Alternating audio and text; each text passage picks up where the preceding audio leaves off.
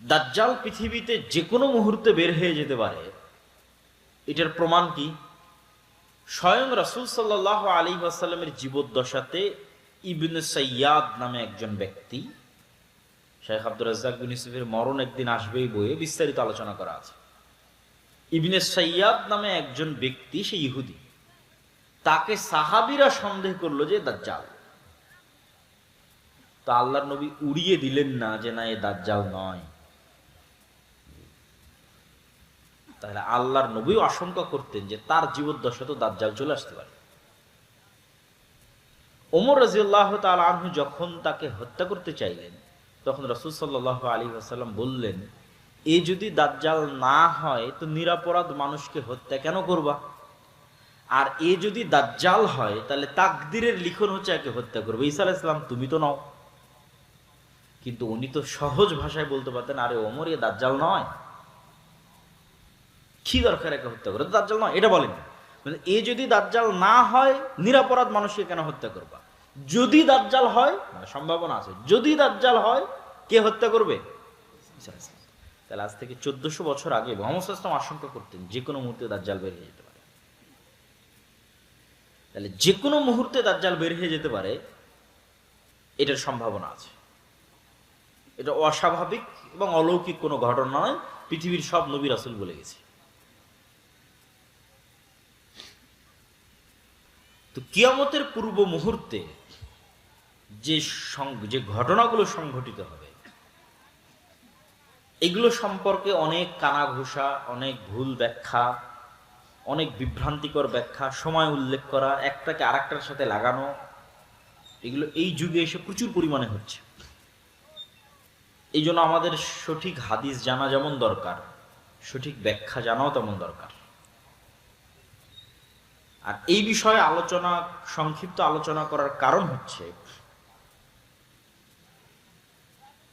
যে কোরআন এবং হাদিসে দাজ্জালের কথা আছে, শেষ জামানার যুদ্ধের কথা আছে, কিন্তু আধুনিক বিশ্বে কখনো এই কথা এভাবে আলোচিত হয়নি। আজকের পূর্বে মুসলমানদের মধ্যে আলোচনার কথা বলতেছে না, মুসলমানদের আলেম ওলামা বক্তারা আজীবনী দাজ্জাল সম্পর্কে লিখেছে, কিয়ামতের পূর্ব মুহূর্ত সম্পর্কে লিখেছে, কিয়ামত সম্পর্কে লিখেছে, এটা মুসলমানদের কাছে স্বাভাবিক ঘটনা। কিন্তু সারা বিশ্বব্যাপী আলোচনা হবে, এটা ব্যতিক্রম। আমার জানা নাই, হিস্ট্রি ঘেটে দেখতে হবে যে হালাকুখা চেঙ্গিস খানের সময় সারা পৃথিবীব্যাপী আলোচনা হতো কিনা এরকম, অথবা আরো অন্য কোনো সময় সারা পৃথিবীব্যাপী এরকম আলোচনা হতো কিনা। হিস্ট্রিতে, ইতিহাসে, মুহাম্মদ সাল্লাল্লাহু আলাইহি ওয়াসাল্লাম মৃত্যুর পর এটা ইতিহাস ঘেটে দেখতে হবে। কিন্তু এখন এই নিকট 100, 200, 300 বছরের মধ্যে সারা পৃথিবীব্যাপী আজকাল পরশু যেভাবে দাজ্জাল সম্পর্কে ব্যাপক আলোচনা হচ্ছে, কিয়ামতের পূর্ব মুহূর্তের যুদ্ধ সম্পর্কে ব্যাপক আলোচনা হচ্ছে, এটা আগে কখনো হয়নি। এই আলোচনা আমি আপনি করছি না, এই আলোচনা আজকে যারা পৃথিবী শাসন করছে তারা করছে। এটা হলো সবচেয়ে ব্যতিক্রম। আজকে পৃথিবী কারা শাসন করছে আমরা জানি খুব ভালোভাবে, পাশ্চাত্য সভ্যতা। তো আমেরিকার সেনাবাহিনীর 200-র অধিক সৈন্য সাক্ষী দিয়েছে, বিস্তারিত বাংলাদেশের প্রথম আলোতে রিপোর্ট হয়েছে যে আমেরিকা ইসরায়েল ইরান যুদ্ধ দাজ্জাল তত্ত্বে মোড়ানো, হেডিং এবং ডিটেইলস, ওখানে অনেক ডকুমেন্টস তুলে ধরা আছে এগুলোর উপর। এমনি ইন্টারন্যাশনালি তো অনেক জায়গায় আলোচনা হচ্ছে। তো আমেরিকার 200-র অধিক সৈন্য সাক্ষী দিয়েছে যে তাদেরকে মোটিভেট করা হচ্ছে এই যুদ্ধের জন্য, এটা বলে যে এটা বাইবেলে প্রতিশ্রুত শেষ জামানার যুদ্ধ আমরা শুরু করছি। বাইবেলে শেষ জামানার যুদ্ধকে বলা আছে আরমাগেড্ডন। এটা ইসরায়েলের একটা পাহাড়ের নামে নামকরণ করা। আমরা সেই শেষ জামানার যুদ্ধ শুরু করছি, এই মর্মে আমেরিকার সেনাবাহিনীরা সাক্ষ্য দিচ্ছে। কেন শেষ জামানার যুদ্ধ শুরু করতেছে? খ্রিস্টানদের মধ্যে একদল খ্রিস্টান আছে, জায়নিস্ট খ্রিস্টান, ইভ্যাঞ্জেলিক্যাল খ্রিস্টিয়ান। দেখেন, খ্রিস্টান এবং ইহুদিদের মধ্যে যে শত্রুতা, এটা আমাদের চেয়ে বেশি। স্পেনে মুসলমানেরা ইহুদিদের আশ্রয় দিয়েছে, আর খ্রিস্টানরা ধরে ধরে ইহুদিদের হত্যা করত। কেন শত্রুতা বেশি? আপনি চিন্তা করেন যে কোনো একটা জাতি আমাদের নবী মোহাম্মদ সাল্লাল্লাহু আলাইহি ওয়াসাল্লামকে হত্যা করেছে, আমি বিশ্বাস করি ও আমার নবীকে হত্যা করেছে, সে বিশ্বাস করে ওর নবী অবৈধ, মানে জারদ সন্তান, নাউজুবিল্লাহি মিন যালিক। তাহলে ওদের মধ্যে কি পরিমাণ শত্রুতা হতে পারে? খ্রিস্টানরা বিশ্বাস করে ইহুদিরা আমাদের নবীকে হত্যা করেছে, আর ইহুদিরা বিশ্বাস করে মারিয়াম আলাইহিস সালাতু ওয়াস সালাম ব্যভিচারিণী আর তার সন্তান ঈসা আলাইহিস সালাতু ওয়াস সালাম জারদ সন্তান, নাউজুবিল্লাহি মিন যালিক। তাহলে আমাদের সাথে তাদের শত্রুতা হবে না ইহুদি খ্রিস্টানদের ওদের মধ্যে বেশি শত্রুতা হবে? ওদের মধ্যে বেশি শত্রুতা। সেখানে আজকে তারা এরকম বন্ধু হয়ে গেল, এটা তো অসম্ভব। পৃথিবীর ইতিহাসে কোনোদিন হয়নি, এখনকার পূর্বে পৃথিবীর ইতিহাসে কোনোদিন হয়নি। হিটলার 60 লক্ষ ইহুদিকে হত্যা করেছে, হিটলার খ্রিস্টান। এটা হওয়ার পিছনে যে বিশ্লেষণগুলো তুলে ধরা আছে সেই বিশ্লেষণ হচ্ছে বাইবেলের প্রতিশ্রুতি অনুযায়ী ঈসা আলাইহিস সালাতু ওয়াস সালাম পুনরায় পৃথিবীতে আসবে, তথা খ্রিস্টানদের বিশ্বাস অনুযায়ী ঈসা আলাইহিস সালাম পুনরায় পৃথিবীতে আসবেন, মারা গেছেন কিন্তু আবার আল্লাহ তাকে পাঠাবেন। আর মুসলমানদের বিশ্বাস অনুযায়ী তিনি মারাই যাননি, তাকে জীবিত অবস্থায় উঠানো হয়েছে, তিনি আবার পৃথিবীতে আসবেন। সমস্যা হচ্ছে খ্রিস্টানরা বিশ্বাস করে যে ঈসা আলাইহিস সালাতু ওয়াস সালাম তখনই পৃথিবীতে আসবেন যখন ইহুদিদের মাসিহা আসবে। আমাদের মাসিহা তখন আসবে যখন ইহুদিদের মাসিহা আসবে। তাহলে মাসিহা সবার, মুসলমানেরাও মাসিহার অপেক্ষায়, মাসিহের অপেক্ষায়, খ্রিস্টানেরাও মাসিহের অপেক্ষায়, ইহুদিরাও মাসিহের অপেক্ষায়। তাহলে ইহুদিদের মাসিহকে, খ্রিস্টানদের মাসিহকে, মুসলমানদের মাসিহকে। মাসিহ মানে বিপদ থেকে উদ্ধারকারী। এই জন্য দাজ্জালের নামও মাসিহ দাজ্জাল, ঈসা আলাইহিস সালামের নামও ঈসা মাসিহ। তাহলে মাসিহ দাজ্জাল, ঈসা মাসিহ, দুইজনই মাসিহ, বিপদ থেকে উদ্ধারকারী। এখন খ্রিস্টানদের দাবি হচ্ছে যতক্ষণ ইহুদিদের মাসিহ না আসছে ততক্ষণ আমাদের মাসিহ আসবে না। ইহুদিদের মাসিহ হচ্ছে মাসিহ দাজ্জাল। তাহলে ইহুদিদের মাসিহ, মাসিহ দাজ্জাল যতক্ষণ না আসবে ততক্ষণ খ্রিস্টানদের মাসিহ ঈসা মাসিহ পৃথিবীতে আসবে না। এবার তাহলে পরের পয়েন্টে চলে আসি, ইহুদিদের মাসিহ, মাসিহ দাজ্জাল কখন আসবে? খ্রিস্টানদের বিশ্বাস হচ্ছে ততক্ষণ ইহুদিদের মাসিহ, মাসিহ দাজ্জাল আসবে না যতক্ষণ না আমরা ইহুদিদেরকে জেরুজালেমে বসবাসের ব্যবস্থা না করে দিতে পারবো। পৃথিবীর সব ইহুদিদেরকে যেই দিন আমরা জেরুজালেমে বসবাসের ব্যবস্থা করে দিতে পারবো, ইহুদিরা যেই দিন মসজিদে আকসা ভেঙ্গে এখানে হাইকালে সুলাইমানির উপর থার্ড টেম্পল তৈরি করবে, সেই দিন মাসিহ দাজ্জাল আসবে। আর যখন মাসিহ দাজ্জাল আসবে তখন আমাদের ঈসা মাসিহ আসবে।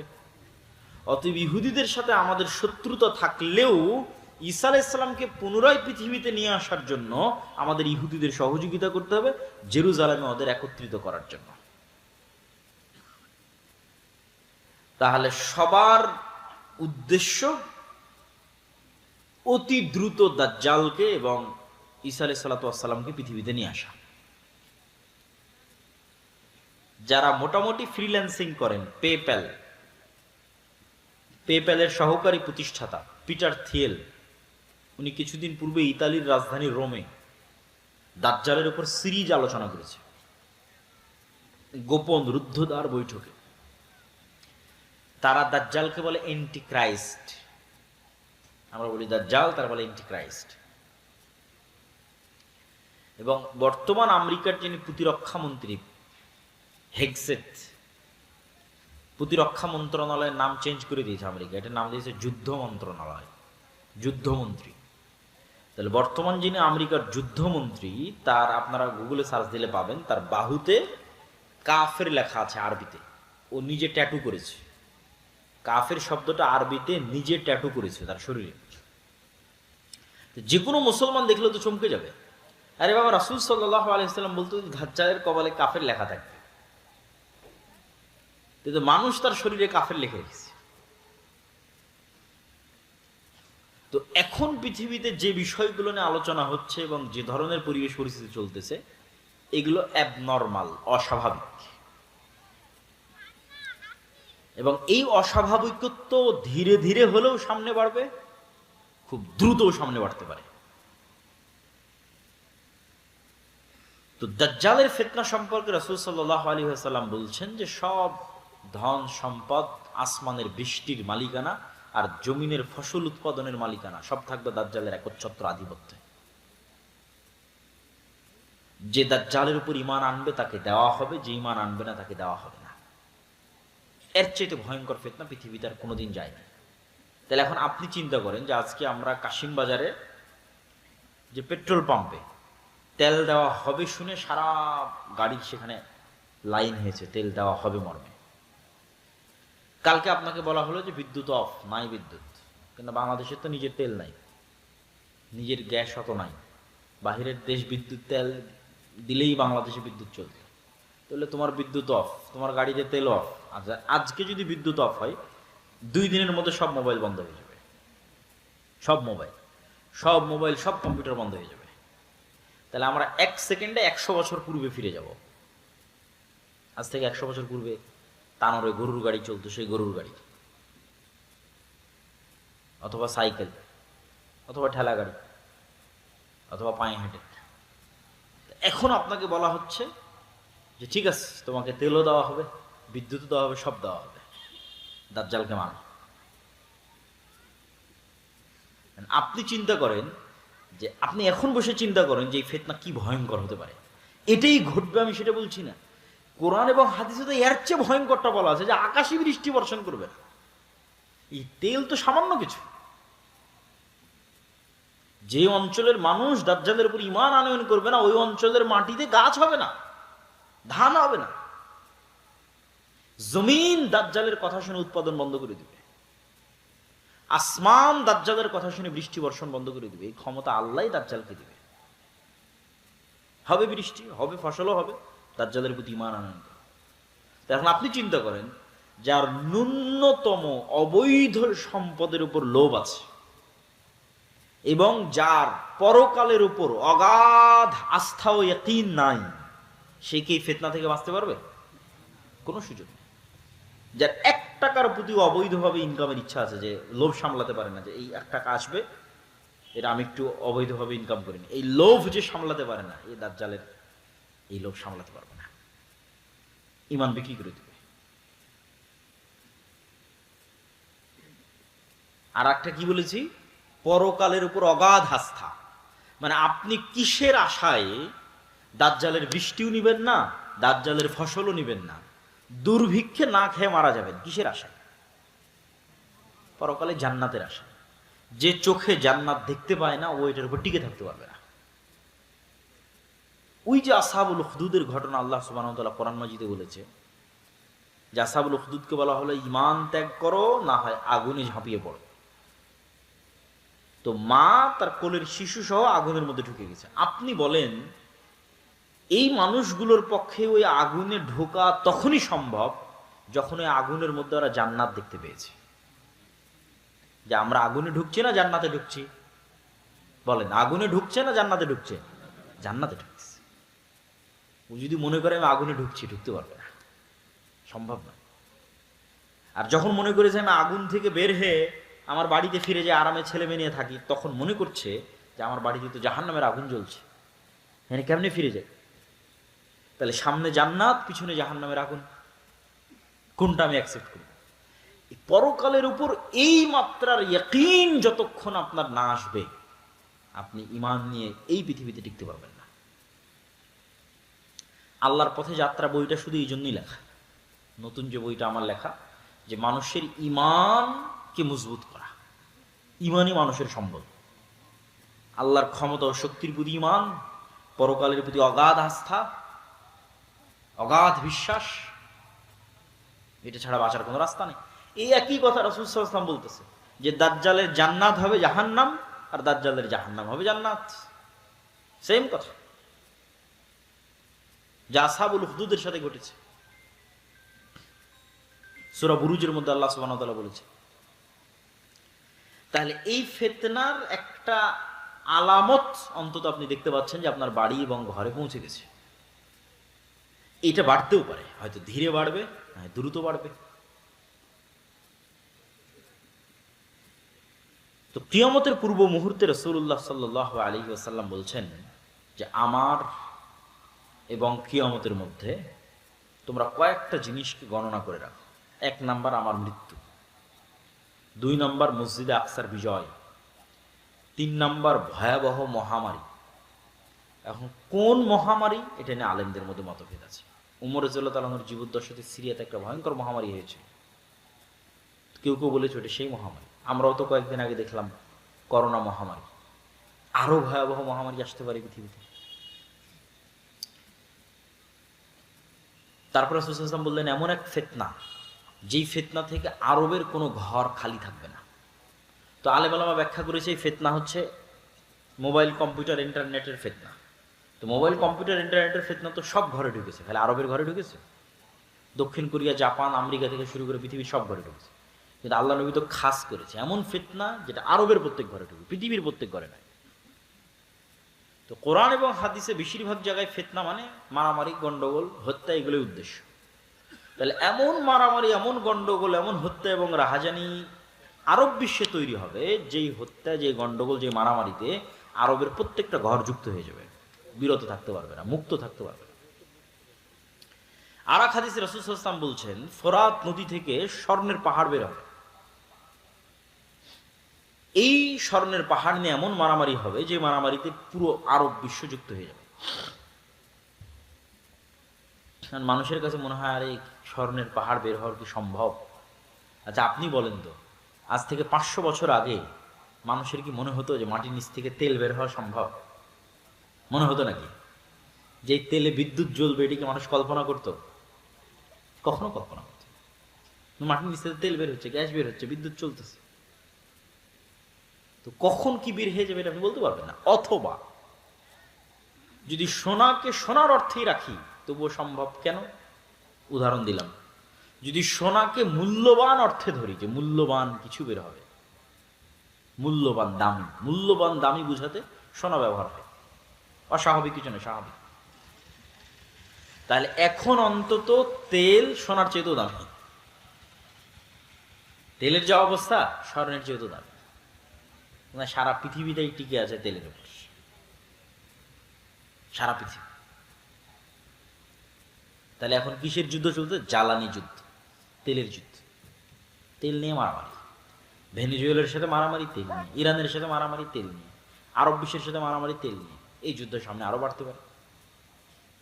তো রাসূল সাল্লাল্লাহু আলাইহি ওয়াসাল্লাম আরব বিশ্বে এরকম এক ভয়াবহ ফিতনার কথা বলে গেছেন, যেই ফিতনায় আরবের প্রত্যেক ঘর যুক্ত হবে। এই সেই ফিতনা না, আরবের প্রত্যেক ঘর ওই ফিতনায় যুক্ত হবে, ওই মারামারি, গন্ডগোলে, কাটাকাটির সাথে যুক্ত হবে। তারপরে কি? একের পর এক আল্লাহ নবী গণাচ্ছে। এরপরে এই ফিতনার পরে আরবের প্রত্যেক ঘর যেই ফিতনায় যুক্ত হয়ে যাবে, এই ফিতনার পরে হুদনাতুন বাইনাকুম ওয়া বাইনার রোম, তোমাদের সাথে রোমানদের চুক্তি হবে।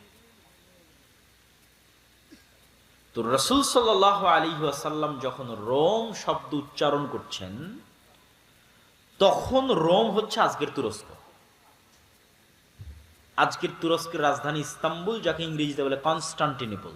সেখানে বাইজেন্টাইন রোমান এম্পায়ার ছিল অর্থোডক্স খ্রিস্টানদের, যে অর্থোডক্স খ্রিস্টানরা এখন রাশিয়ায় আছে।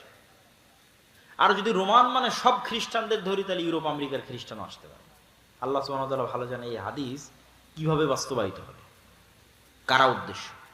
তো মুসলমানদের সাথে রোমান খ্রিস্টানদের চুক্তি হবে। চুক্তি হয়ে মুসলমান এবং রোমান খ্রিস্টানেরা তৃতীয় আর এক পক্ষের বিরুদ্ধে যুদ্ধ করবে। এই তৃতীয় পক্ষকে আল্লাহু আ'লাম। এই তৃতীয় পক্ষ ইহুদিরাও হতে পারে, হিন্দুরাও হতে পারে, বৌদ্ধরাও হতে পারে, অথবা রোমান দ্বারা যদি অর্থোডক্স খ্রিস্টান উদ্দেশ্য হয় তাহলে ক্যাথলিক ইউরোপ আমেরিকার খ্রিস্টানরা হতে পারে, অথবা রোমান দ্বারা যদি ইতালির রোম উদ্দেশ্য হয়, যেখান থেকে ইউরোপ উদ্দেশ্য হবে, তাহলে আমেরিকা, ইসরায়েল হতে পারে, রাশিয়া হতে পারে। তৃতীয় আর এক পক্ষের বিরুদ্ধে যুদ্ধ হবে।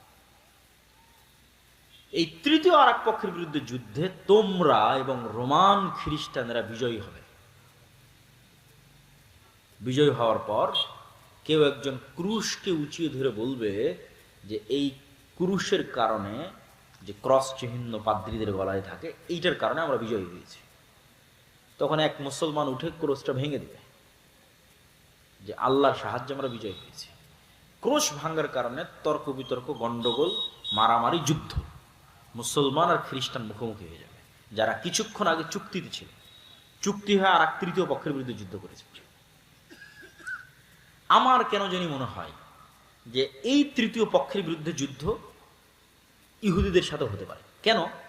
রাসূলুল্লাহ সাল্লাল্লাহু আলাইহি ওয়াসাল্লাম আর এক হাদিসে বলেছেন যে ইহুদিদেরকে এমন ভয়াবহভাবে মুসলমানেরা হত্যা করবে একটা যুদ্ধে, কিয়ামতের পূর্ব মুহূর্তে এমন ভয়াবহভাবে হত্যা করবে যে পাথর এবং গাছ পর্যন্ত কথা বলবে যে মুসলমান আসো, আমার কি বলার নাম, আমার পিছনে ইহুদি লুকিয়ে আছে, হত্যা কর।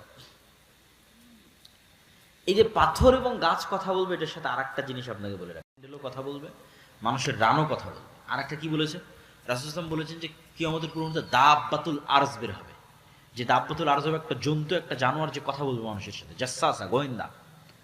যেই দাব্বাতুল আরজ তামিম আদ-দারির হাদিসে যখন দাজ্জালের সাথে দেখা করতে যায়, তখন দাজ্জালের প্রবেশ মুখে এক জন্তু জানোয়ার দাঁড়িয়েছিল, যাকে হাদিসে বলা হয়েছে দাব্বাতুল আরজ, যার চেহারা কোন দিকে পিছন কোন দিকে বোঝা যায় না। তো ওকে জিজ্ঞেস করে সাহাবীরা, তুমি কিন্তু আনাল জাসসাস, আমি হচ্ছে গোয়েন্দা। তো প্রাণী কথা বলতেছে। মানুষের মনে হতে পারে যে প্রাণী কেমনে কথা বলতে পারে, গাছ পাথর কেমনে কথা বলতে পারে। মানুষের তৈরি সৃষ্টি জীব কথা বলতেছে এখন, যদিও সৃষ্টির ক্ষমতা মানুষের নাই, মানুষের বানানো বলতে পারে। যেমন মানুষের বানানো এআই এবং এআই ভিত্তিক রোবট আপনার সাথে কথা বলছে না? বলছে না? বলছে। আপনি এখন চ্যাটজিপিটির সাথে কথা বলেন, কথা বলবে। এখন জেমিনির সাথে কথা বলেন, কথা বলবে। আপনি যা বলবেন সে উত্তর দেবে সাথে সাথে। এই এআই তো পৃথিবীকে, যেমন ইন্টারনেট পৃথিবীকে চেঞ্জ করে দিয়েছে, সামাজিক যোগাযোগ মাধ্যম পৃথিবীকে চেঞ্জ করে দিয়েছে, বিদ্যুৎ পৃথিবীকে চেঞ্জ করে দিয়েছে, এআই পৃথিবীকে চেঞ্জ করে দিচ্ছে। কোথায় গিয়ে ঠেকবে আল্লাহ সুবহানাহু ওয়া তাআলা বলেন। তাহলে মানুষের বানানো জিনিস মানুষের সাথে কথা বলতেছে বুদ্ধিমত্তার সাথে। সেখানে আল্লাহ সুবহানাহু ওয়া তাআলার জীব জন্তু জানোয়ার কথা বলবে না, এটা বিশ্বাস করা পাগলামি, এটা বিশ্বাস করা বোকামি। তো ওই তৃতীয় পক্ষের যুদ্ধ ইহুদিদের সাথে হতে পারে, আল্লাহু আলাম। এবার তৃতীয় পক্ষের যুদ্ধের পর মুসলমান এবং খ্রিস্টানরা মুখোমুখি। এই যুদ্ধে রাসূলুল্লাহ সাল্লাল্লাহু আলাইহি ওয়াসাল্লাম বলছেন, এই যুদ্ধের ভিন্ন ভিন্ন অ্যাঙ্গেলে অনেক হাদিস আছে, আমি সবগুলো সারমর্ম বলতেছি আপনাকে, সব হাদিসের সারমর্ম। রাসূল সাল্লাল্লাহু আলাইহি ওয়াসাল্লাম আর এক হাদিসে বলতেছেন, ততদিন পর্যন্ত কিয়ামত হবে না যতদিন না আমার উম্মত রোমানদের বিরুদ্ধে যুদ্ধ করে আমাক এবং দাবেক নামক জায়গায়। এই জায়গা কোথায়? এই জায়গা হচ্ছে আজকের সিরিয়া, যেখানে তুরস্কের সীমান্তের সাথে মিলেছে। এখনকার সিরিয়ার সীমান্ত যেখানে তুরস্কের সীমান্তের সাথে মিলেছে, ইদলিব, ইদলিব শহর, সেখানে এই নামে জায়গা আছে, বিশাল খোলা মাঠ, আমাক এবং দাবেক। ওই জায়গায় আমার উম্মত যতক্ষণ রোমান খ্রিস্টানদের বিরুদ্ধে যুদ্ধ না করছে ততদিন কিয়ামত হবে না। সেই দিন মুসলমানদের যুদ্ধের হেডকোয়ার্টার থাকবে দামেস্ক নগরীর গুতা নামক জায়গায়। এটা ওই যুদ্ধের কথাই বলা হচ্ছে, যেটা রোমানদের সাথে হবে। আর এক হাদিসে রাসূলুল্লাহ সাল্লাল্লাহু আলাইহি ওয়াসাল্লাম বলছেন, ততদিন পর্যন্ত কিয়ামত হবে না যতদিন না আমার উম্মত বলেন, ওখানে বলেছে ইসহাক আলাইহিস সালাতু ওয়াস সালামের বংশের ৭০,০০০ সদস্য এমন এক শহরের বিরুদ্ধে যুদ্ধ না করে, যেই শহরের এক পাশ সাগর এবং এক পাশ মাটি। তো আলেম ওলামা লিখেছে এই শহর হচ্ছে ইস্তাম্বুল, কুস্তুনতুনিয়া, কনস্টান্টিনোপল। তা আমার উম্মত যখন ওই ইসহাক আলাইহিস সালামের বংশের ৭০,০০০ মানুষ যখন ওই শহর বিজয়ে যাবে, তখন তাদের তরবারি চালানো লাগবে না, গুলি করা লাগবে না। তারা বলবে লা ইলাহা ইল্লাল্লাহ আল্লাহু আকবার, এটাতে শহর বিজয় হয়ে যাবে। লা ইলাহা ইল্লাল্লাহ এবং আল্লাহু আকবার আওয়াজ দিয়ে শহর বিজয় হবে। আর এক হাদিসে রাসূল সাল্লাল্লাহু আলাইহি ওয়াসাল্লাম বলছেন, অচিরেই কিয়ামতের পূর্ব মুহূর্তে এমন এক ভয়াবহ যুদ্ধ হবে যেটাতে রোমান এবং মুসলমানেরা মুখোমুখি হবে, যেটাতে রোমানেরা ৮০টি পতাকার অধীনে একত্রিত হবে। প্রত্যেক পতাকার অধীনে ১২,০০০ করে সেনাবাহিনী থাকবে, প্রায় কাছাকাছি ১০ লক্ষ পদাতিক যোদ্ধা নিয়ে তারা মুখোমুখি হবে মুসলমানদের।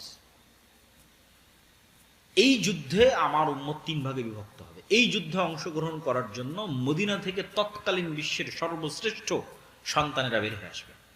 তৎকালীন বিশ্বের সবচেয়ে তাকওয়াবান, সবচেয়ে আল্লাহওয়ালা, সবচেয়ে পরহেজগার, সবচেয়ে পাকা মুমিন মুজাহিদ বের হয়ে আসবে মদিনা থেকে, যারা এই যুদ্ধে অংশগ্রহণ করবে। আমার উম্মত এই যুদ্ধে 3 ভাগে বিভক্ত হবে। 1 ভাগ পালিয়ে যাবে যুদ্ধের মাঠ থেকে, এরা এত বড় কবিরা গুনাহ করবে যে আল্লাহ কিয়ামত পর্যন্ত এদের ক্ষমা করবে না।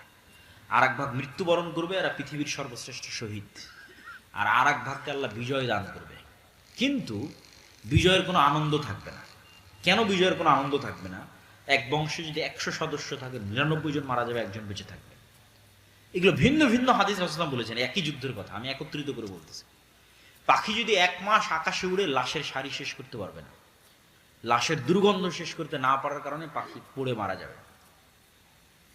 লাশের দুর্গন্ধ শেষ, এত ব্যাপক হারে মানুষ মারা যাবে এই যুদ্ধে, মুসলমান এবং খ্রিস্টান উভয় পক্ষে। ফলত গনিমতের মালের কোনো আনন্দ থাকবে না। তারপর গনিমতের মাল বন্টন হবে, ওয়ারিস নেওয়ার থাকবে না। এই যুদ্ধ শেষে যখন মুসলমানেরা তাদের তরবারিকে জাইতুন গাছের সাথে ঝুলিয়ে, রাসূল সাল্লাল্লাহু আলাইহি ওয়াসাল্লামের আর এক হাদিসের বাক্য, জাইতুন গাছের সাথে ঝুলিয়ে যখন গনিমতের মাল বন্টন করবে, তখন অদৃশ্য থেকে আওয়াজ আসবে, দাজ্জাল তোমাদের বাড়ি ঘরে ঢুকে গেছে। কিন্তু এই সংবাদটা মিথ্যা হবে। কিন্তু এই সংবাদ শুনে মুজাহিদ বাহিনীর নেতা 10 জন অশ্বারোহীকে রওনা করবে খোঁজ নেওয়ার জন্য, সত্যি দাজ্জাল বের হয়েছে কিনা। রাসূল সাল্লাল্লাহু আলাইহি ওয়াসাল্লাম বলছেন, ওই 10 জন অশ্বারোহীর নাম, ওদের বাপের নাম, ওদের ঘোড়ার রং, ওদের গায়ের রং আমি দেখতে পাচ্ছি, আমি বলে দিতে পারবো ওরা কারা। দাজ্জালের সংবাদের সত্য মিথ্যা খুঁজতে যখন মুজাহিদেরা যুদ্ধ থেকে দামেস্ক শহরে ফিরে আসবে, এবং ফজরের সালাত, কিছু রিওয়ায়াতে ফজরের সালাত, কিছু রিওয়ায়াতে আসরের সালাত, ফজরের সালাতে যখন দাঁড়াবে, তখন এবার ঈসা আলাইহিস সালাতু ওয়াস সালাম আসমান থেকে 2 ফেরেশতার কাঁধে ভর দিয়ে নেমে আসবে। মানুষের কাছে মনে হয়, আরে আসমান থেকে নেমে আসে, এটা অলৌকিক গল্প শোনাচ্ছে, অবাস্তব গল্প শোনাচ্ছে। অথচ দেখেন, আল্লাহ সুবহানাহু ওয়া তাআলা নিজেই আমাদেরকে কোরআনে বারবার বলছে যে আমি আদমকে কোথায় থেকে নামিয়ে দিয়েছি? আদম আর হাওয়াকে কই থেকে নামিয়ে দিয়েছে? আসমান থেকে নামিয়ে দিয়েছে, জান্নাত থেকে নামিয়ে দিয়েছে। আমি ইবলিসকে কই থেকে নামিয়ে দিয়েছি? আসমান থেকে নামিয়ে দিয়েছি। তাহলে আসমান থেকে নামা নতুন না পুরাতন? পুরাতন। আসমান থেকে নামা পুরাতন। তাহলে আমরা যেখানে আদম আলাইহিস সালাতু ওয়াস সালামের ক্ষেত্রে বিশ্বাস করছি যে তাকে আসমান থেকে নামিয়ে দেওয়া হয়েছে, জান্নাত থেকে নামিয়ে দেওয়া হয়েছে, তাহলে এটা আমাদের কাছে অস্বাভাবিক কেন মনে হয় যে ঈসা আলাইহিস সালাম আসমান থেকে নেমে আসবে? কিন্তু অস্বাভাবিক না, এই ঘটনা তো পৃথিবীতে আগেই ঘটেছে।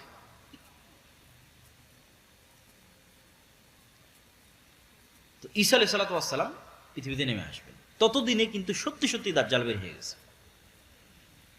এবার ততদিনে যে সত্যি সত্যি দাজ্জাল বের হয়ে গেছে, দাজ্জাল পৃথিবীতে থাকবে 40 দিন। তার প্রথম দিন হবে 1 বছর, দ্বিতীয় দিন হবে 1 মাস, তৃতীয় দিন হবে 1 সপ্তাহ, বাকি দিন হবে স্বাভাবিক দিন। তাহলে মোট কয় দিন হচ্ছে এখন হিসাব করে? মোট হবে 1 বছর 2 মাস 14 দিন। কতদিন? 1 বছর 2 মাস 14 দিন সে পৃথিবীতে বিচরণ করবে। কিন্তু এই জায়গায় সবচেয়ে ভয়াবহ কথাটা বলা হলো যে প্রথম দিন হবে 1 বছর। কেমনে 1 বছর হবে একদিন? যদি আমরা আমাদের আধুনিক বিজ্ঞানের আলোকে চিন্তা করি, তাহলে পৃথিবী যেই গতিতে ঘুরতেছে আর সূর্য যেই গতিতে ঘুরতেছে, এটার মধ্যে পরিবর্তন লাগবে। এই ঘোরার গতিতে কি লাগবে? পরিবর্তন লাগবে। সূর্য আর পৃথিবীকে থেমে যেতে হবে, অথবা ধীর হতে হবে। আর যদি বলি না, এই সিস্টেমের মধ্যে না, আল্লাহ অলৌকিকভাবে ঘটাবে, আল্লাহ সুবহানাহু ওয়া তাআলা ভালো জানেন। রাসূল সাল্লাল্লাহু আলাইহি ওয়াসাল্লাম জিজ্ঞেস করলেন, আল্লাহ নবী, দাজ্জালের গতি কেমন হবে? বলেন, কাগাইসিন ইস্তাদবারাতহু রিহ, মেঘমালার যেমন গতি, আকাশে উড়ন্ত মেঘমালার যেমন গতি তেমন হবে। তখন মানুষেরা মনে করে যে আরে দাজ্জাল মনে হয় তাহলে বিমানে উড়বে, মানুষ মনে করে। আমার প্রশ্ন হচ্ছে, মানুষের বানানো বিমান যদি আকাশে উঠতে পারে, তা আল্লাহ সুবহানাহু ওয়া তাআলার সৃষ্টি নিজে কেন উঠতে পারবে না আকাশে? স্বাভাবিক কি? আল্লাহর আর এক সৃষ্টি পাখি উঠতেছে না? হতে পারে, বিমানও সফর করতে পারে। কিন্তু এই শুধু দূরবর্তী ব্যাখ্যা নাই, রিয়াল সম্ভাবনাও আছে, সেটা বোঝাচ্ছে যে দাজ্জাল নিজেই মেঘের গতিতে চলবে, এটার সম্ভাবনা আছে কোনো কিছুর সাহায্য ছাড়াই। আর দাজ্জালের সাথে যেটা লম্বা ঘটনা তামিমাত দারির, ওই লম্বা ঘটনায় দাজ্জাল 4টা প্রশ্ন করেছে তামিমাত দারিকে, যেটাতে দাজ্জালের সাথে তামিমাত দারির সাক্ষাৎ হয়। এটাও আমাদের জন্য একটা প্রমাণ বহন করে যে দাজ্জালের সাথে সাক্ষাৎ সম্ভব, দাজ্জালের সাথে সাক্ষাৎ সম্ভব। তামিমাত দারির যদি দাজ্জালের সাথে সাক্ষাৎ সম্ভব, তো আজকের পৃথিবীর যে কোনো মানুষের দাজ্জালের সাথে সাক্ষাৎ সম্ভব, তার প্রকাশের পূর্বেই, মানে সে পৃথিবীতে আগমনের পূর্বেই। সুতরাং এখনো যে কেউ দাজ্জালের সাথে যোগাযোগ করছে না, দাজ্জালের সাথে দেখা করছে না, সাক্ষাৎ করছে না, এটা সম্পূর্ণরূপে উড়িয়ে দেওয়া যাবে না, কেন তামিমাত দারি দাজ্জালের সাথে সাক্ষাৎ করেছে। তা আপনি বলবেন এখনকার আধুনিক স্যাটেলাইট, এই স্যাটেলাইটের মধ্যে পৃথিবীর এমন কোনো দ্বীপ নাই, এমন কোনো জায়গা নাই যেটা মানুষ জানে না।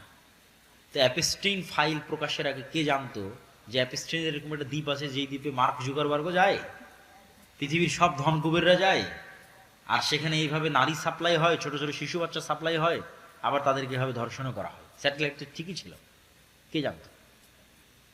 যার স্যাটেলাইট আছে যদি জানতে না দেয় আপনাকে, স্যাটেলাইট তো আমার নাই, কার আছে? যারা আজকের পৃথিবীর ক্ষমতা নিয়ন্ত্রণ করতেছে, ও যদি আমাদের জানতে না দেয়, আমাদের বাপেরও ক্ষমতা নেই জানার যে কোথায় কি হচ্ছে, সম্ভব নয়। আর যদি মেনে নেই যে না, আসলে এই পৃথিবী, যেই পৃথিবী আমরা এখন চোখে দেখছি, এই পৃথিবীতে দাজ্জাল নাই, তো বিজ্ঞান বলতেছে যে মানুষ 3D ডাইমেনশনে দেখে। এই পৃথিবীতে এমন প্রাণীর বসবাস সম্ভব যে 3 ডাইমেনশনের উপরে, 4th dimension, 5th dimension, 6th dimension, 7th ডাইমেনশনে বসবাস করে, এই পৃথিবীতে আছে, কিন্তু মানুষ দেখতে পাবে না। যেমন জিন আছে, দেখতে পাচ্ছি না, ফেরেশতা আছে, দেখতে পাচ্ছি না, এরা অন্য ডাইমেনশনে বসবাস করতেছে। ঠিক আপনি যদি একটা ছোট্ট পাখিকে একটা বন্দি ঘরের মধ্যে ছেড়ে দেন, পাখি জানালাই খুঁজে পাবে না, অথচ আপনি বলছেন কি রে, আমি তো জানালা দেখতে পাচ্ছি, ও দেখতে পায় না কেন? এরকম আপনি যে কোনো প্রাণীর সাথে চেক করতে পারেন, সাপের সাথে চেক করতে পারেন যে সাপের দৃষ্টি কেমন, সাপ কতটুকু দেখে, কোন লেভেল পর্যন্ত দেখে, আমাদের মতো দেখে না। কুকুরের দৃষ্টি কেমন, সে কি আমাদের মতো দেখে না। আপনার আশেপাশে এরকম হাজারো উদাহরণ আছে, আপনি যেমন দেখেন ওরা ওরকম দেখে না, ওরা ভিন্ন লেভেলের দেখে। তাহলে আমাকে ফেরেশতা দেখতেছে, জিন দেখতেছে, আমি জিন ফেরেশতাকে দেখতেছি না। আল্লাহ চাইলে দেখা যাবে। সুতরাং পৃথিবীতে থাকা অবস্থাতেও না দেখা সম্ভব। আবার পৃথিবীতে থাকা অবস্থায় অন্যরা দেখতেছে, আছে, আমাকে দেখতে দেওয়া হচ্ছে না, যেটা আগেরটা বললাম, সেটাও সম্ভব। আমাকে জানতে দেওয়া হচ্ছে না, সেটাও সম্ভব। এবং দাজ্জালের প্রকাশের পূর্বে তার সাথে সাক্ষাৎও সম্ভব। তো তামিমাত দারির হাদিসে তামিমাত দারিকে জিজ্ঞেস করছে দাজ্জাল আরবের লোকজনকে 4টে জিনিসের কথা বলছে। বহাইরা তাবারিয়ার কথা বলো, আইনে জোগারের কথা বলো, নাখাল বাইসানের কথা বলো, আর নবী আল উম্মির কথা বলো। এই বহাইরা তাবারিয়া হচ্ছে সি অফ গ্যালিলি, যেটা আজকের ইসরায়েলের সীমানার মধ্যে পড়ে। এই নাখাল বাইসান হচ্ছে ইসরায়েলের একটা শহর, বাইত শিয়ান, যেটাও আজকে ইসরায়েলের সীমানার মধ্যে পড়ে। আর আইনে জোগার হচ্ছে জর্ডানের যে ডেড সি আছে, মৃত সাগর আছে, যেখানে লূত আলাইহিস সালামের কওমকে ধসিয়ে দেওয়া হয়েছিল, এই ডেড সির পার্শ্ববর্তী একটা ঝর্ণা বা কুয়া। আর এই 3টে জায়গায় 50 কিলোমিটারের মধ্যে হয়, এখান থেকে 50 কিলোমিটার আশপাশে। 2টা ইসরায়েলের সীমানার মধ্যে, আর একটা ইসরায়েলের সীমানা লাগানো। আর এই 3টে জায়গায় আবার ইহুদি খ্রিস্টানদের বাইবেল এবং তাওরাতে বর্ণিত বিভিন্ন কারণে পবিত্র। যেমন সি অফ গ্যালিলি, যেটা বহাইরা তাবারিয়া দাজ্জাল জিজ্ঞেস করলো, তাওরাতের বর্ণনা অনুযায়ী যে ঈসা আলাইহিস সালাম যেখানে সব মুজিজা দেখাতেন, ঈসা আলাইহিস সালামের মুজিজা তো পৃথিবীর সবচেয়ে ব্যতিক্রম মুজিজা, মৃতকে জীবিত করা, অন্ধকে চক্ষুস্মান করা, টাকলা মাথাকে চুল দিয়ে দেওয়া, এই বেশিরভাগ মুজিজাগুলো উনি এই খালের পাশে, এই লেকের পাশে দেখিয়েছেন। এই জন্য সারা ইউরোপ, সারা আমেরিকা থেকে লক্ষ লক্ষ খ্রিস্টান দর্শনার্থী এটা দেখতে আসে। বহাইরা তাবারিয়া, lake of Tiberias, sea of Galilee. আর আইনে জোগার, যেটা স্প্রিং অফ জোয়ার বলতেছে হিব্রু ভাষায়, ইংরেজি ভাষায়, বাইবেলের বর্ণনা অনুযায়ী লূত আলাইহিস সালাতু ওয়াস সালামের শহর ধ্বংস হওয়ার পর যেই শহরে তাকে, যেই জায়গায় তাকে আশ্রয় দেওয়া হয়েছিল, সেটা হচ্ছে এই আইনে জোগার, তার পাশে। এই তিনটার কথা দাজ্জাল কি বলছে? যেটাতে পানি আছে পানি থাকবে না, ঝর্ণা আছে ঝর্ণা শুকিয়ে যাবে, বাগান আছে বাগান, খেজুর বাগান আছে খেজুর বাগান শেষ হয়ে যাবে। আর নবী আল উম্মির কথা বলো, নবী আল উম্মি হচ্ছে পড়ালেখা জানে না এমন নবী। তো বলে এই অবস্থা নবী আল উম্মির। তারপরে দাজ্জাল নিজেই বলতেছে আমি বের হব, 40 দিন পৃথিবীতে চলাচল করব, আমার এই ক্ষমতা থাকবে। এবং দাজ্জালের ওই ক্ষমতার কথাগুলো রাসূল সাল্লাল্লাহু আলাইহি ওয়াসাল্লাম বলে গেছে। তাহলে দাজ্জালের সাথে কেউ পারবে না। দাজ্জালের সাথে একমাত্র কে পারবে? ঈসা আলাইহিস সালাম। দাজ্জাল যখন পৃথিবীতে বের হয়ে যাবে, তখন মুমিন মুসলমানদের বাঁচার কোনো রাস্তা থাকবে না। এমনকি রাসূল সাল্লাল্লাহু আলাইহি ওয়াসাল্লামের হাদিসের বর্ণনা অনুযায়ী সিরিয়ার এক অঞ্চলের মানুষ যারা দাজ্জালের প্রতি ঈমান আনবে না, ওদেরকে ওদের ধনুক চাবিয়ে খেতে হবে, কোনো খাবার থাকবে না। এইরকম ভয়ঙ্কর দুর্ভিক্ষ দেখা দেবে। গার পাহাড় বিভিন্ন জায়গায় আশ্রয় লুকিয়ে থাকতে হবে, অপেক্ষায় থাকবে ঈসা আলাইহিস সালামের আগমনের।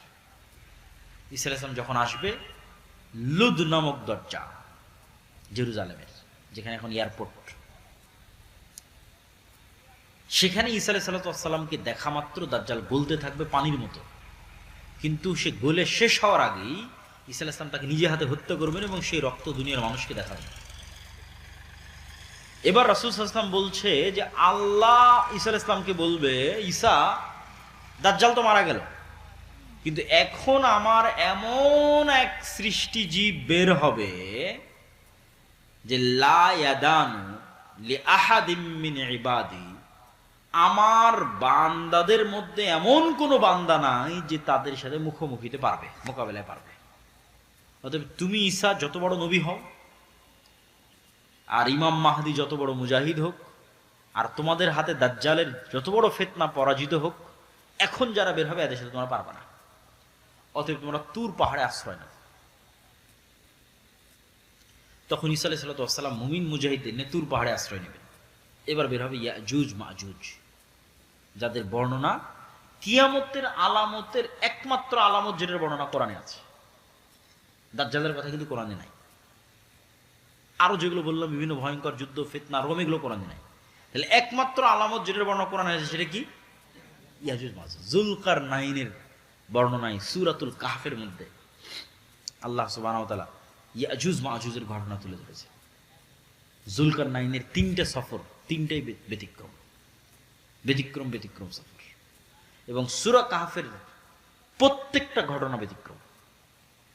সূরা কাহফের আসহাবে কাহফের ঘটনা ব্যতিক্রম। সূরা কাহফের মধ্যে যে ঘটনাগুলো আছে, প্রায় 4টা ঘটনা সূরা কাহফের মধ্যে, 4টাই ব্যতিক্রম ঘটনা। একটা তো আসহাবে কাহফের ঘটনা, গুহার মধ্যে ঘুমিয়ে গেল, 300 বছর, 310, 309 বছর ঘুমিয়ে থাকলো, আশ্চর্য ঘটনা।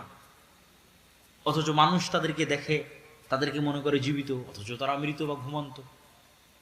তারপরে সূর্যের উদয়ের কথা এমন ভাবে বলা আছে ওই আয়াতে, মিলানোই কঠিন যদি অনুবাদ পড়ে দেখেন। 2 নম্বর ব্যতিক্রম ঘটনা কি বলা আছে? মুসা আলাইহিস সালাম আর খিজির আলাইহিস সালামের ঘটনা, তারা এক আশ্চর্য ঘটনা।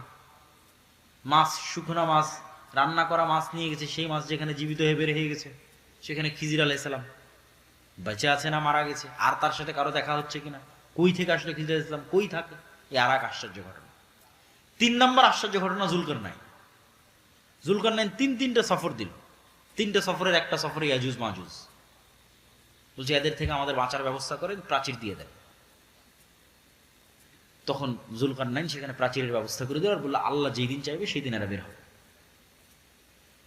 এখন সেই প্রাচীর আছে না ভেঙে গেছে, বের হয়ে গেছে, না কিয়ামতের পূর্ব মুহূর্তে বের হবে, আল্লাহু আ'লাম। কিন্তু হাদিসের ভাষা অনুযায়ী বোঝা যাচ্ছে যে কিয়ামতের পূর্ব মুহূর্তেই তারা বের হবে। যে সূরা কাহফের সবগুলো ঘটনা আশ্চর্য। তো ইয়াজুজ মাজুজ বের হবে, ঈসা আলাইহিস সালাম তার সঙ্গী সাথী মুমিন মুসলমানদের নিয়ে তুর পাহাড়ে আশ্রয় থাকবে। যখন তুর পাহাড়ে খাবারের সংকট দেখা দিবে, দুর্ভিক্ষ দেখা দিবে, খাবারের কিছু নাই, অসহায় অবস্থা, করুণ অবস্থা, তখন ঈসা আলাইহিস সালাম তার সঙ্গী সাথীদের নিয়ে আল্লাহর কাছে দোয়া করে কান্নাকাটি করবে, আল্লাহ এই ফিতনা থেকে আমাদের বাঁচান। তাহলে দেখেন এত বড় নবী হওয়ার পরেও কি ফিতনায় আল্লাহ তাকে ফেলছে যে তাদের বাঁচার কোনো রাস্তা নাই, কার সাহায্য ছাড়া? আল্লাহর সাহায্য ছাড়া। তাহলে আলটিমেটলি মুমিন মুসলমানদের বাঁচার কোনো রাস্তা নেই আল্লাহর সাহায্য ছাড়া। এটা ঈসা আলাইহিস সালামেরও বাঁচার রাস্তা নেই আল্লাহর সাহায্য ছাড়া, মুহাম্মদ সাল্লাল্লাহু আলাইহি ওয়াসাল্লামেরও বাঁচার রাস্তা নেই আল্লাহর সাহায্য ছাড়া। এই জন্য দুনিয়াবি আসবাবে ভরসা করে ইসলামের বিজয় হয়নি, হবে না। দুনিয়াবি কারণে বিজয় সম্ভব নয়, আল্লাহর সাহায্যেই বিজয় সম্ভব। তাহলে বিজয় হচ্ছে না কেন? আল্লাহর সাহায্য পাওয়ার শর্ত পূরণ করিনি, এই জন্য। দুনিয়ার শক্তিতে কম আছে এই জন্য এটা ভুল কথা। মুসলমানদের কোনোদিন দুনিয়াবি শক্তিতে বিজয় হয়নি, কোনোদিন হবেও না। মুসলমানদের বিজয় হয় আল্লাহর সাহায্যে। তো তোমার বিজয় হয় না কেন? তুমি আল্লাহর সাহায্য পাওয়ার শর্ত পূরণ করনি এই জন্য, আল্লাহর সাহায্য পাওয়ার যোগ্য হওনি এই জন্য। এটা হলো আসল কারণ। ঈসা আলাইহিস সালামের চলবে না আল্লাহর সাহায্য ছাড়া। তো ঈসা আলাইহিস সালামের কান্নাকাটিতে এবার আল্লাহ সুবহানাহু ওয়া তাআলা ইয়াজুজ মাজুজকে এক বিশেষ অসুখ, বিশেষ পোকা মাকড় দিয়ে আল্লাহ ধ্বংস করে দেবেন। তখন তুর পাহাড় থেকে নেমে পা ফেলার মতো কোনো জায়গা থাকবে না, লাশ আর লাশ, দুর্গন্ধ আর দুর্গন্ধ, পৃথিবীতে বসবাস করার মতো কোনো জায়গা নেই। এবার দ্বিতীয়বার কান্নাকাটি, হাদিসের ভাষা অনুযায়ী যে দ্বিতীয়বার ঈসা আলাইহিস সালাম এবং মুমিন মুজাহিদরা আল্লাহর দরবারে লুটিয়ে পড়ে কান্নাকাটিতে মগ্ন হয়ে যাবে। এবার আল্লাহ সুবহানাহু ওয়া তাআলা রাসূল সাল্লাল্লাহু আলাইহি ওয়াসাল্লামের হাদিসের ভাষ্য অনুযায়ী উটের কুঁজ যেরকম লম্বা, এরকম লম্বা কুঁজওয়ালা এক প্রকার পাখি পাঠাবে, যে পাখিগুলো এই লাশগুলোকে উড়িয়ে উড়িয়ে নিয়ে গিয়ে এমন জায়গায় ফেলে দেবে যেখানে মানুষ বসবাস করে না। দক্ষিণ মেরু, উত্তর মেরু, অসংখ্য বরফ আচ্ছাদিত অঞ্চল আছে, এগুলোতে মানুষ যায়ই না, আজও যায় না। এরকম মানুষ বসবাস করে না এরকম জায়গায় ফেলে দেবে। তারপরে আকাশ থেকে বৃষ্টি বর্ষণ হবে, পৃথিবী ধুয়ে মুছে সাফ হয়ে যাবে। তুর পাহাড় থেকে ঈসা আলাইহিস সালাম এবং মুমিন মুসলমানরা নেমে আসবে। নেমে আসার পর বাইবেলের ভাষা অনুযায়ী 1000 বছর, আর মুহাম্মদ সাল্লাল্লাহু আলাইহি ওয়াসাল্লামের ভাষা অনুযায়ী 7 বছর পৃথিবীতে ন্যায়ের শাসন প্রতিষ্ঠিত হবে, ইনসাফের শাসন প্রতিষ্ঠিত হবে। এই ন্যায় এবং ইনসাফের শাসনে আসমানের বরকতের সব দরজা আর মাটির জমিনের বরকতের সব দরজা উন্মুক্ত করে দেওয়া হবে। তখন এবার একটা ডালিম খাবে একটা গ্রাম, একটা গাভীর দুধ খাবে একটা বংশ। এই রকম অবস্থা পৃথিবীর সবচেয়ে শান্তিপূর্ণ, সবচেয়ে রহমত এবং বরকতে পরিপূর্ণ অবস্থা চলার একটা পর্যায়ে এক ঠান্ডা শীতল বাতাসে মুমিন মুসলমান ঈসা আলাইহিস সালাম মারা যাবে। মুনাফিক, ফাসিক, ফাজেররা পৃথিবীতে থেকে যাবে। এবার আসবে ওই হাদিসগুলোর বাস্তবায়ন। মানুষ ভুল বুঝে, বলে এমন এক সময় আসবে যে সময় আল্লাহ নাম নেওয়ার লোক থাকবে না, বলে এমন এক সময় যে সময় কোরআন পড়ার লোক থাকবে না, এমন এক সময় যে সময় হজ করার লোক থাকবে না, এমন এক সময় কাবা ঘর ভেঙে দেওয়া হবে। এগুলো এবার এখন এমন এক সময় আসবে যখন মানুষ কুকুর শ্রীকাল যেভাবে রাস্তায় মিলিত হয় ওইভাবে মিলিত হবে। এগুলো ঈসা আলাইহিস সালামের আগে নয়। ঈসা আলাইহিস সালামের আগে দিন থাকবে, কোরআন থাকবে, মুমিন থাকবে, মুজাহিদ থাকবে, যোদ্ধা থাকবে, সব থাকবে। মসজিদ থাকবে, মাদ্রাসা থাকবে, হজ থাকবে, ওমরা থাকবে, all everything will be running, সবকিছু চলতে থাকবে। তাহলে কোরআন উঠে যাওয়া, আল্লাহর নাম নেওয়ার মতো লোক উঠে যাওয়া, রাস্তাঘাটে কুকুর শ্রীকালের মতো জেনায় লিপ্ত হওয়া, হজ বন্ধ হয়ে যাওয়া, কাবা ঘর ধ্বংস হয়ে যাওয়া, এগুলো এবার হবে ঈসা আলাইহিস সালামের মৃত্যুর পরে। তখন এই ফাসেক, ফাজের, কাফেরদের উপর এবার ফাইনাল কিয়ামত, যেটা ওই ফাইনাল কিয়ামত সংঘটিত হবে, যেটাতে বলা আছে যে আল্লাহ সুবহানাহু ওয়া তাআলা ইজা সামাউন শাক্কাত, ইজা সামাউন ফাতারাত, ওয়া ইদাল কাওয়াকিবু ইনতাফারাত, ওয়া ইদাল বিহারু ফুজ্জিরাত, যখন আসমান ফেটে চৌচির হয়ে যাবে। আল কারিআতু মাল কারিআহ ওয়া মা আদরাকা মাল কারিআহ ইয়াওমা ইয়াকুনুন নাসু কাল ফারাশিল মাবথুথ ওয়া তাকুনুল জিবালু কাল ইহনিল মানফুশ। পাহাড়, হিমালয় পাহাড় হবে আকাশে উড়ন্ত ধুলিত ধুনিত তুলা, আর মানুষ হবে পঙ্গপালের ন্যায়। সূর্যর, চন্দ্র, নক্ষত্র চূর্ণ বিচূর্ণ বিদীর্ণ হয়ে পড়ে যাবে। ফাইনাল কিয়ামত। প্রিয় উপস্থিতি, এই পুরো আলোচনার সারমর্ম বা আমাদের শিক্ষা বা আমাদের করণীয় কি? আমাদের শিক্ষা, আমাদের করণীয় হচ্ছে যে আমরা শেষ সময়ে বসবাস করতেছি, এই কথাই ঠিক। যদি আরো 5000 বছর পরও কিয়ামত হয় তবুও আমরা শেষ সময়, যদি আরো 500 বছর পরও কিয়ামত হয় তবুও আমরা শেষ সময়। কেন? কিয়ামতের সবচেয়ে বড় আলামত মুহাম্মদ সাল্লাল্লাহু আলাইহি ওয়াসাল্লাম মৃত্যু হয়ে গেছে, আর অসংখ্য ছোট ছোট আলামত চোখে দেখতেছি। আল্লাহ নবী বলছেন ইয়াতাতাওয়ালুনা ফিল বুনিয়ান, উঁচু উঁচু বিল্ডিং বানানোতে প্রতিযোগিতা করবে। তো উঁচু বিল্ডিং বানানোর কল্পনা কিভাবে আসতে পারে যে উঁচু বিল্ডিং দেখেনি চোখে? বলছে উঁচু বিল্ডিং নিয়ে প্রতিযোগিতা করবে, তো হয়ে গেছে উঁচু উঁচু বিল্ডিং নিয়ে প্রতিযোগিতা। রাসূল সাল্লাল্লাহু আলাইহি ওয়াসাল্লামের হাদিসগুলো দেখলে বোঝা যায় যে না দেখে যে জিনিসগুলোর বর্ণনা রাসূল সাল্লাল্লাহু আলাইহি ওয়াসাল্লাম দিয়েছেন সেগুলো আমরা নিজেরা বাস্তবে সচক্ষে দেখতেছি। এগুলোই কিয়ামতের আলামতের জন্য যথেষ্ট। তা আমাদের আজকের আলোচনার সারমর্ম কি? আমাদের দুটো জিনিস লাগবে, তাহলে আমরা পৃথিবীতে ফিতনা মুক্ত অবস্থায় বিদায় নিতে পারব। এক নাম্বার বলেছি, পরকালের প্রতি অগাধ বিশ্বাস। আপনার প্রত্যেক কাজের পিছনে মূল উদ্দেশ্য থাকবে জান্নাতে যাওয়া। ওইটা সফল হলে আপনি আসল সফল। দুনিয়াতে সফল সফল নয়, দুনিয়াতে সফল সফল নয়। দুনিয়াতে আপনি সবসময় জিতবেন, সবসময় আপনার কাছে ক্ষমতা থাকবে না, তাহলে দাজ্জালের ফিতনা আল্লাহ দিত না। তখন মুমিন মুসলমানদের হাতে কোনোই ক্ষমতা থাকবে না, সব ক্ষমতা দাজ্জালের হাতে। আর আপনি কি? আপনাকে ঈমান নিয়ে বাঁচতে হবে, এটাই সফলতা। ঈমান নিয়ে বাঁচাটাই সফলতা। তাহলে ঈমান নিয়ে বাঁচার জন্য আমি বলেছি দুটো জিনিস লাগবে। এক, পরকালের প্রতি অগাধ আস্থা ও বিশ্বাস, পরকালকে দেখতে পেতে হবে। মৃত্যু পরবর্তী জীবন হচ্ছে বাস্তব জীবন। অমাল হায়াতুদ দুনিয়া ইল্লা লাইবুন ওয়া লাহু, এই দুনিয়ার জীবনের কোনো দাম নাই, এটা খেলতামাশা মাত্র। প্রকৃত জীবন কি? লাহিয়াল হায়াওয়ান, আল্লাহ কোরআনে বলেছে পরকালী জীবন।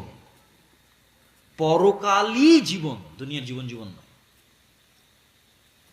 তাহলে পরকালের যে জীবনটা, ওই জীবনটা হচ্ছে প্রকৃত জীবন, বাস্তব জীবন। এই জীবন জীবন নয়। আর এক আয়াতে আল্লাহ সুবহানাহু ওয়া তাআলা বলছেন পরকাল হচ্ছে খায়রুন ওয়া আবকা, সর্বোত্তম, চিরস্থায়ী, পার্মানেন্ট। তাহলে ক্ষণস্থায়ী এই দুনিয়াতে সফলতা কি? পরকালের প্রতি অগাধ আস্থা রাখা। দুই নাম্বার, দুনিয়া বিসর্জন দেওয়ার সক্ষমতা। যেটা আমি বাক্য শুরু করেছি যে 1 টাকার প্রতি যদি আপনার অবৈধ লোভ থাকে, আপনি দাজ্জালের ফিতনা থেকে বাঁচতে পারবেন না। আপনি ঈমান বিক্রি করে দিবেন, ঈমান বিসর্জন দিয়ে দিবেন। যার ন্যূনতম দুনিয়ার প্রতি লোভ নাই, পরিপূর্ণরূপে দুনিয়া বিসর্জন দেওয়ার মানসিকতা আছে, যে কোনো বিপদ আপদে কঠোর থেকে কঠোর ধৈর্য ধারণের মানসিকতা আছে, ইস্তেকামাত আছে, এই মানুষগুলো ঈমান থেকে নিয়ে পৃথিবী থেকে বিদায় নিতে পারবে। দুইটা জরুরি কাজ বলে বক্তব্য শেষ করব। ইব্রাহিম আলাইহিস সালাতু ওয়াস সালাম তার পরবর্তী বংশধরের জন্য দুইটা বিষয়ের দোয়া করেছেন আল্লাহ সুবহানাহু ওয়া তাআলার কাছে। রব্বি জাআল হাযাল বালাদা আমিনা ওয়াজনুবনি ওয়া বানিয়া আন না'বুদাল আসনাম। আল্লাহ মক্কা শহরকে নিরাপদ করে দাও, আমার পরবর্তী বংশধর কেউ যেন মূর্তি পূজক না হয়, শিরক না করে। শিরক ভয়াবহ। তাহলে 1 নাম্বার, ইব্রাহিম আলাইহিস সালাম আল্লাহর কাছে চাচ্ছেন তার পরবর্তী বংশধরের জন্য, মানে স্পেশাল কিছুই চাচ্ছে যেটা আল্লাহ তাকে দিবে। 1, মক্কা শহরকে নিরাপদ করে দেন। 2, আমার পরবর্তী বংশধরের জন্য শিরিক না করে। 3, রব্বি জাআলনি মুকিমাস সালাহ ওয়া মিন যুররিয়াতি, আমার পরবর্তী বংশধর যেন বেনামাজি না হয়। তো সালাতের উপর প্রতিষ্ঠিত থাকা এবং ঈমানের উপর প্রতিষ্ঠিত থাকা, এটাই মুসলমানের বাঁচার রাস্তা। কি খেলো, কি পড়লো, কি পেলো, ওটা না। ঈমানের উপর আছে, 5 ওয়াক্ত সালাত আদায় করছে, সফল। ইহকাল সফল, পরকাল সফল। আল্লাহ সুবহানাহু ওয়া তাআলা আমাদের সকলকে ঈমানের উপর মজবুত হওয়ার এবং 5 ওয়াক্ত সালাতের উপর অটল থাকার তৌফিক দান করুক। আল্লাহ আমিন। দাজ্জাল এবং ইমাম মাহদী বিষয়ে আপনার বিশ্বাস কি হবে? আপনি ইমাম মাহদীর সৈনিক হওয়ার আগ্রহী হবেন, না দাজ্জালের ফিতনা থেকে বাঁচার জন্য আল্লাহর কাছে দোয়া করবেন? কোনটা? দাজ্জালের ফিতনা থেকে বাঁচার জন্য আল্লাহর কাছে দোয়া করবেন, আল্লাহুম্মা আউযু বিকা মিন ফিতনাতিল মাসিহিদ দাজ্জাল। আল্লাহ, এই দাজ্জাল আসার পূর্বে যেন আমি ঈমান থেকে দুনিয়া থেকে বিদায় নিতে পারি। বলেন আল্লাহুম্মা আমিন। আল্লাহ সুবহানাহু ওয়া তাআলা আমাদের আজকের বক্তব্য শিখায় এবং মানার তৌফিক দান করুক। আল্লাহুম্মা আমিন ওয়া আখিরু দাওয়ানা আনিল হামদুলিল্লাহি রাব্বিল আলামিন। আসসালামু আলাইকুম ওয়া রাহমাতুল্লাহি ওয়া বারাকাতুহু।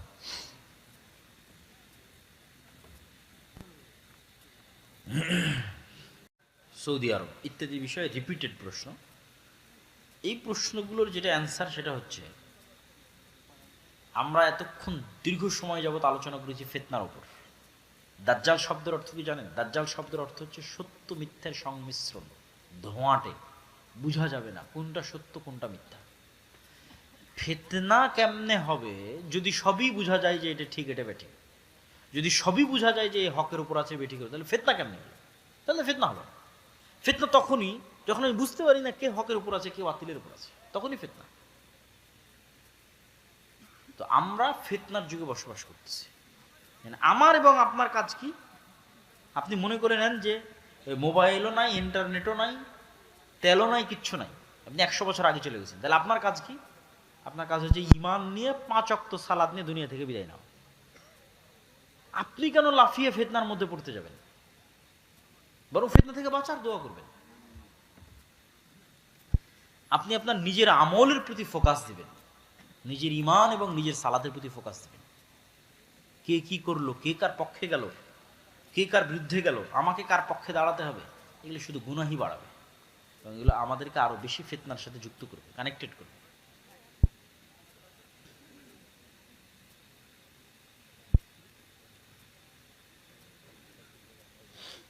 অসংখ্য পলিটিক্যাল প্রশ্ন,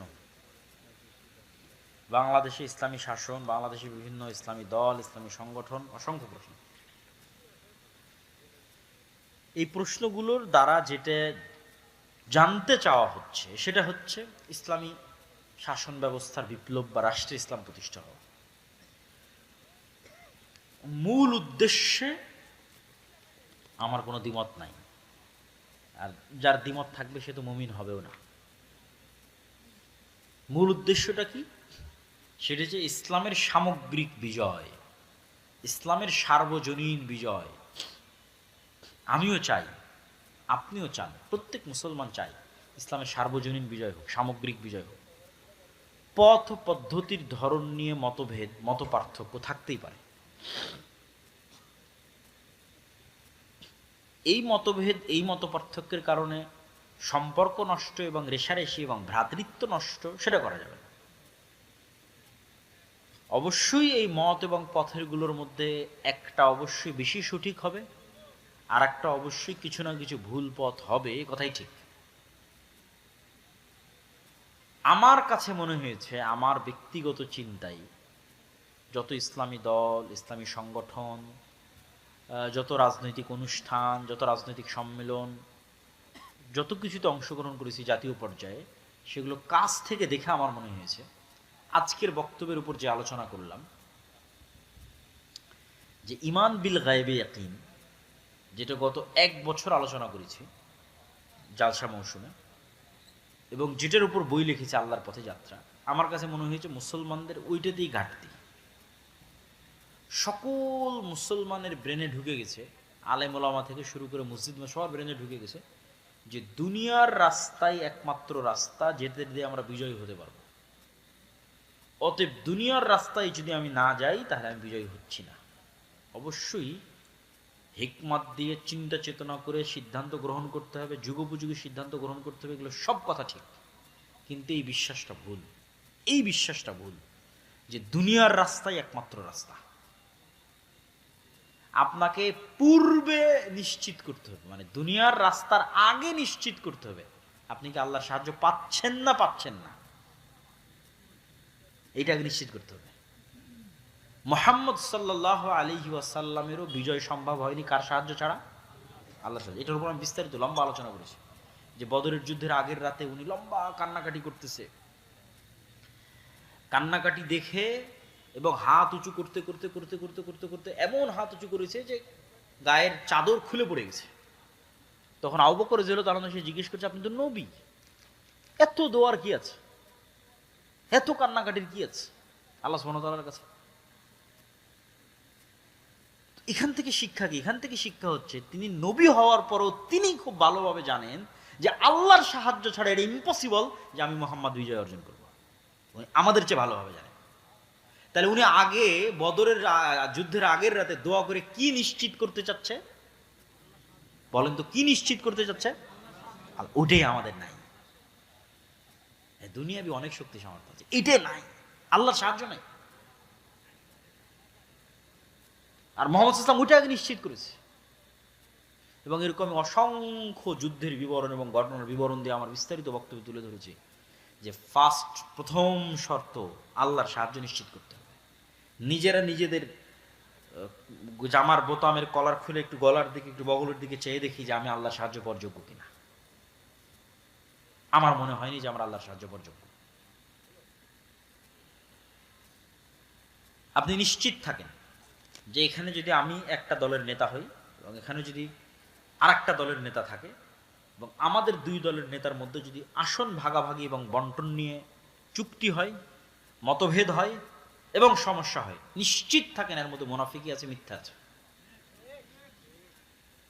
তাহলে মুনাফিকি এবং মিথ্যার সাথে কে যুক্ত? আমি যুক্ত। তাহলে আমার মতো মুনাফিক এবং মিথ্যুকের জন্য আল্লাহ সাহায্য দিবে আসমান থেকে? দিবে না। তাহলে মুসলমানদের রন্ধ্রে রন্ধ্রে কি ঢুকে গেছে? মুনাফিকি এবং মিথ্যা, ন্যায় নাই। তাহলে যতক্ষণ মুসলমানেরা ন্যায়পরায়ণ না হতে পারছে, মুনাফিকি এবং মিথ্যা থেকে বের হতে না পারছে, ততক্ষণ তো আল্লাহ সাহায্য দিবে না। আল্লাহ তো সব আলেম ওলামার অবস্থা জানে, সব মসজিদ মাদ্রাসার অবস্থা জানে, সব ইসলামী দলের অবস্থা জানে, আল্লাহ আমারও অবস্থা জানে।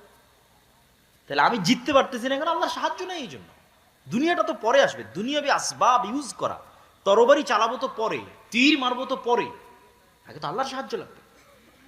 তাহলে আপনাদের দেশে ইসলামের বিজয় হচ্ছে না কেন বলেন তো? আল্লাহর সাহায্য নেই। তাহলে সবাই মিলে বসে থেকে চিন্তা করেন কিভাবে আল্লাহর সাহায্য পাওয়া যায়। আল্লাহর সাহায্য পাওয়ার শর্ত পূরণ করেন, তারপরে দুনিয়াবি রাস্তা ব্যবহার করেন, আল্লাহ বিজয় দিবে ইনশাল্লাহ, আল্লাহর ওয়াদা।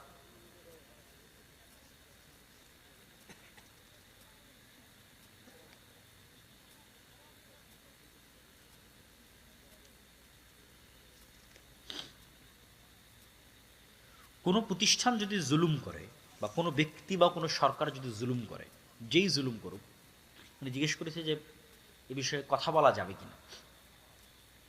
আল আমরু বিল মারুফ এবং নাহি আনিল মুনকারের দলিলের আলোকে স্পষ্টভাবে বোঝা যায় যে সৎ কাজের আদেশ এবং অসৎ কাজে বাধা দেওয়া সকল নবী রাসূলের কর্তব্য, সকল মুসলমানের কর্তব্য। কুনতুম খায়রা উম্মাতিন উখরিজাত লিন-নাস তা'মুরুনা বিল মারুফ ওয়া তানহাউনা আনিল মুনকার।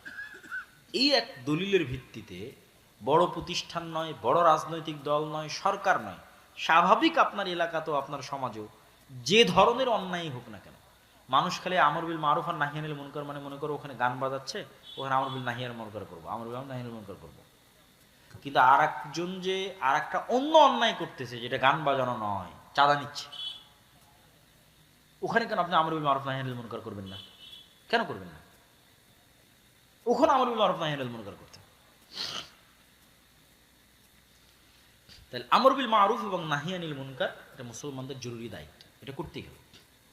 এটা যদি রাষ্ট্রপ্রধান করে তবুও করতে হবে। কিছু কিছু সময় সালাফে সালেহিন অবলম্বন করতেন যে রাষ্ট্রপ্রধানকে গোপনে নাসিহা করা। তো যেই দেশের যেরকম কালচার, সেই কালচারের ভিত্তিতে এটার সিদ্ধান্ত হবে। আমাদের দেশের কালচার কি? আমাদের দেশের কালচার হচ্ছে যদি রাষ্ট্র বা রাষ্ট্রের প্রধান কোন একটা কাজের সিদ্ধান্ত গ্রহণ করে, মনে করেন সে কাজটা হারাম, আর বাংলাদেশের সকল আলেম ওলামা চুপ আছে, কেউ কোনো কথা বলতেছে না, তাহলে মানুষ কি মনে করবে? ওটা মনে হয় হালাল। তো মানুষকে তো আমার অন্তত এই গানটা দিতে হবে যেটা হারাম, এই জন্য আমাকে বলতে হবে, মিম্বারে বলতে হবে, খুতবায় বলতে হবে এটা হারাম। এখন সেটা যে রাষ্ট্রের বিরুদ্ধে যায় কিছু করার নেই, সরকারের বিরুদ্ধে যায় কিছু করার নেই। আমর বিল মারুফ ওয়া নাহি আনিল মুনকার এবং আল্লাহর বলা হুকুম এবং বিধিবিধান আমাকে বলতেই হবে।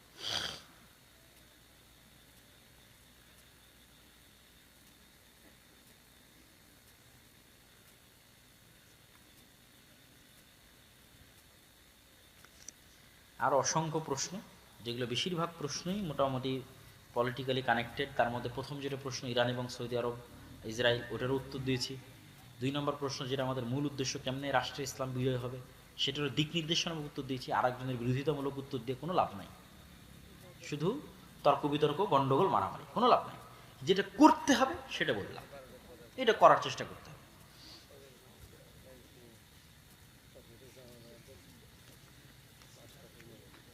সম্মিলিতভাবে কবর জিয়ারত করা, সম্মিলিতভাবে মোনাজাত করা, এইগুলো বিষয় আপনারা খুব ভালো করেই জানেন। এগুলো আমরা বহুদিন থেকে বলে আসছি। এগুলো জিজ্ঞেস করা না করার সমান। মাসিক আল ইতিসামে নিয়মিত ফতোয়া যাচ্ছে প্রতি মাসে। যখন ঈদের সময় আসতেছে, রমজানের সময় আসতেছে, সেটার জন্য আলাদা করে ফতোয়া এবং প্রশ্নোত্তর দেওয়া হচ্ছে, প্রবন্ধ দেওয়া হচ্ছে। নতুন শুধু ফতোয়ারই আলাদা বই বের হয়েছে, শাইখ আব্দুর রাজ্জাক বিন ইউসুফের ফতোয়া সামগ্রী, যেটা কিতাবুত তহারাত এবং কিতাবুস সালাত, পবিত্রতা, ওযু, তায়াম্মুম, ফরজ গোসল, হাইজ, নেফাস এবং সালাত, এই মিলে শুধু প্রশ্ন, এমন কোনো প্রশ্ন নাই যেটা ওখানে পাবেন না। তো এগুলো সবগুলোর উত্তর আপনারা জানেন।